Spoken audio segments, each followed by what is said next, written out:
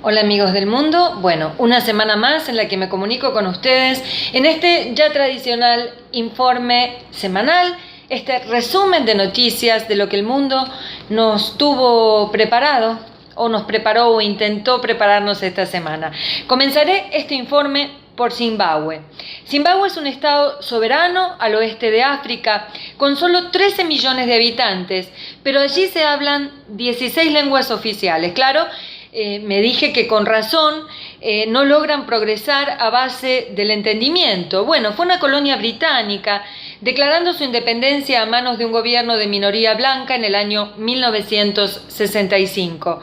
Siguieron 15 años de guerra de guerrillas con fuerzas nacionalistas de raza negra y se llegó a un acuerdo unitario en 1980 y bueno, Zimbabue en ese momento formaba parte del Commonwealth, luego fue suspendido del mismo en el año 2002, pero sí forma parte de las Naciones Unidas, de las Comunidades en Desarrollo de Sudáfrica, de la Unión Africana y del Mercado Común del Sur y el Este africano. Con un clima tropical, cuenta con grandes bellezas naturales y las cataratas Victoria son una de las más grandes y espectaculares del mundo. Los derechos humanos fueron violados constantemente y se vive hoy en una crisis económica, una de las más graves y profundas de la historia. Los bancos ya no tienen dinero en efectivo. Hay protestas públicas y una endémica pelea entre granjeros blancos y negros. Hoy su dictador, Mugabe, a los 92 años, ha prometido compensar a los granjeros blancos, bueno, por todas las injusticias que se ha cometido contra ellos. En fin, Mugabe gobierna desde el año 1980, cuando se terminó esta, digamos, guerrilla, pero bueno, los derechos humanos siguieron siendo vapuleados y durante su mandato autoritario no ha logrado ni sabido controlar ni erradicar el SIDA, la tuberculosis y la malaria. La producción minera de platino es la más grande del mundo, pero claro, son explotadas por empresas inglesas y sus campos de diamantes fueron descubiertos en el año 2006 como el descubrimiento más grande del siglo. Bueno, el razonamiento es que tanto platino y tanto diamante no ha logrado conseguir el bienestar de la población a pesar de un moderado crecimiento constante. Pero claro, la corrupción no tiene escrúpulos a la hora de someter al pueblo a la miseria y la enfermedad. De la corrupción en África nos vamos al sinsentido de un estado americano, me refiero a Texas, en donde una ley aprobó la aportación de armas en las universidades. Muchos estudiantes se oponen, ya que temen que las armas impidan un poco ese otro derecho fundamental de la Constitución americana, que es el derecho a la libre expresión. Mejor no enojar a nadie por miedo a ser muertos de un balazo. Bueno, en fin, otros aprueban, claro, y se refugian en la conocida, o no sé si tan conocida, pero por lo menos muy mencionada, segunda enmienda. Bueno, ¿qué es la segunda enmienda? Esta famosa. Bueno, protege el derecho de las personas a portar y guardar armas y fue adoptada en 1791 y descrita por Sir William Buxton como el soporte de los derechos naturales a la autodefensa, resistencia a la opresión y el deber cívico de defender el Estado de Derecho. Bueno, en un megaestado federal como el americano, en pleno siglo XXI, parece difícil o increíble que aún no se haya puesto al día la idea de defender la propiedad, no por propia mano, sino por el derecho. Bueno, mucha jurisprudencia ha sido desarrollada, pero aún hay quienes no pueden desprenderse de la idea, para mí personalmente absurda, de usar violencia para contener la violencia. La inspiración de la Constitución americana fue la Declaración de los Derechos inglesa de 1689 y hoy el Reino Unido ni se plantea ni aprueba y es más, absolutamente prohíbe que los ciudadanos porten armas. La mayoría de los países democráticos del mundo inspiran su constitución en la idea de formar una unión de estados más perfecta, establecer justicia, afianzar la seguridad pública interna, promover la defensa común y, claro, el bienestar general. Queda claro que en Estados Unidos fallan muchos de estos aspectos, sobre todo en el trato inequitativo, nada igualitario de la población afroamericana. Y las imágenes muestran a jóvenes violentos, quizás sí violentos, pero bueno, la respuesta es de una ola de balazos propia de una declaración de guerra. En fin, volviendo al horror de las armas en el ámbito académico, George Phelps, presidente de la universidad, se opone a esta medida, mientras que profesores y estudiantes vacilan entre el miedo a expresar las ideas, como dije al comienzo, y entre quienes defienden el derecho a defenderse a sí mismos. Ninguna masacre, recuerdo, pudo ser evitada a través de las armas, ni ninguna casa pudo ser defendida a través de las mismas. Por lo tanto, aquí la cuestión. Y las cosas se complican en América Latina. A Dilma Rousseff y su autodefensa se suma el llamado cese al fuego de la FARC y el gobierno colombiano. La expresidente brasilera vocifera su inocencia ante lo que considera un golpe de Estado constitucional por el que podría ser destituida en 2 o 3 días. Definitivamente digo, porque ya fue apartada de su cargo hace más de un mes.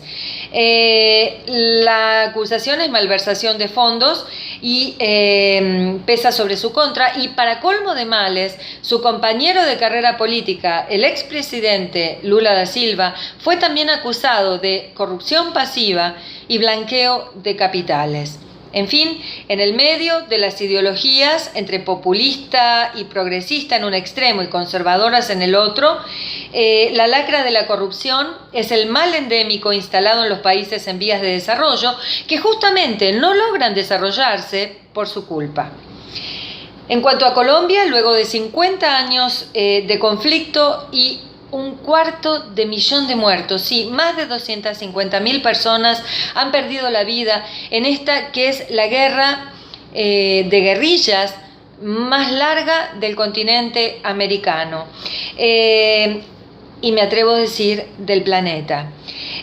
Son 52 años y después de idas y venidas, el líder de esta guerrilla de izquierda, Rodrigo Londono, y el presidente en funciones, José Manuel Santos, del Partido Liberal de Centroizquierda, en ejercicio del poder, han acordado el cese al fuego, como digo, de esta guerra que se inició en 1964. El brazo armado del Partido Comunista Colombiano ha luchado en la sombra, y lo ha hecho, digo en la sombra porque lo ha hecho en la selva, y ha utilizado el secuestro y el comercio de armas y drogas para financiarse. No habiendo logrado cambios visibles en la sociedad colombiana, hoy entrarán a formar parte del sistema de gobierno en toda legalidad. Son entre 20 y 30.000 hombres que han peleado al costado de la ley. Junto con ellos, el Ejército de Liberación Nacional, los paramilitares, las bandas de narcotraficantes, y en el medio, como siempre, un pueblo con muchas dificultades sobrevive y no logra superar las profundas diferencias sociales y educativas de Colombia, que es el país más sectario del planeta.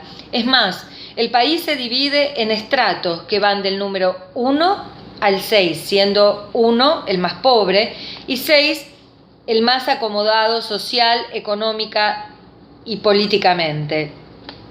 Tanto es así la segregación que un periodista de la BBC relata que cuando llegó a trabajar a Colombia, en su recibo de electricidad recibió que él pertenecía al estrato número 4.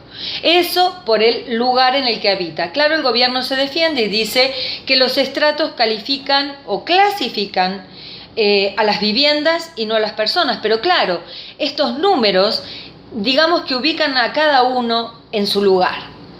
Y su lugar es el que pertenece y de allí es muy difícil moverse. Claro que los que pagan menos están subsidiados del estrato 1, 2 y 3, sus servicios están subsidiados. Los del estrato número 4 pagan lo justo, lo que corresponde, y el estrato 5 y 6 subvenciona a los más pobres. Por supuesto, los más pobres no quieren pagar más, los del medio prefieren mantenerse donde están por las dudas, y así la sociedad se estratificó y se estratifica y seguirá estratificada porque no hay movilidad social ascendente. En fin, impensable esto en sociedades, claro, evolucionadas como las de Europa, Canadá y los países nórdicos. Bueno, es una atrocidad. En el medio, claro, se genera este enojo social como caldo de cultivo, y allí hace 52 años nació esta guerrilla que no ha logrado los cambios que pretendía, pero sí, entre guerrilla y gobierno, se han cobrado la vida de 250.000 personas. Y para finalizar, el desorden institucional en Gabón. Los dos partidos que se presentaron a elecciones proclaman su victoria. 73 veedores de la Unión Europea no han logrado evitar que los conteos sean fraudulentos, a pesar de que la gente ha ido a las urnas y ha votado en forma civilizada, pero los gobernantes no han sabido honrar esta gracia, esta forma cívica de expresar el consenso. El dictador que asumió el poder, Ali Bongo, asumió el poder en el año 2009 cuando su padre murió luego de 42 años de gobierno. Claro, su contrincante, Jampin, intenta sobreponerse a este estado dictatorial y bueno, como digo, ambos proclaman la victoria. Veremos qué pasa. Y en Yemen, nuevamente el ejército islámico, esta lacra que nos toca vivir, ha realizado una nueva masacre en la que murieron 70 personas y cientos resultaron heridas. Y esta lacra justamente es la que provoca que la gente huya de sus lugares de origen, como Siria y todos los países limítrofes hacia el mar Mediterráneo. Pero en este caso fueron los emigrantes de Eritrea, salidos de su país por hambre, por la corrupción endémica que nombraba, y bueno, la agricultura, que es la base de su sustento, no funciona por los conflictos internos. Y bueno, espero que en este informe, que se realiza con palabras, no con imágenes, esto de que las imágenes valen más que 1000 palabras no sea verdad, pero para ser sincera, referiré a la audiencia a las imágenes de esos rostros de niños, mujeres y hombres tirándose al agua, tratando de ser salvados y rescatados, gracias a Dios, en las costas libias, también ayudados por la Armada italiana. En fin, con estas noticias, con mucho cariño, como todas las semanas para el mundo, me despido, Silvina Vázquez.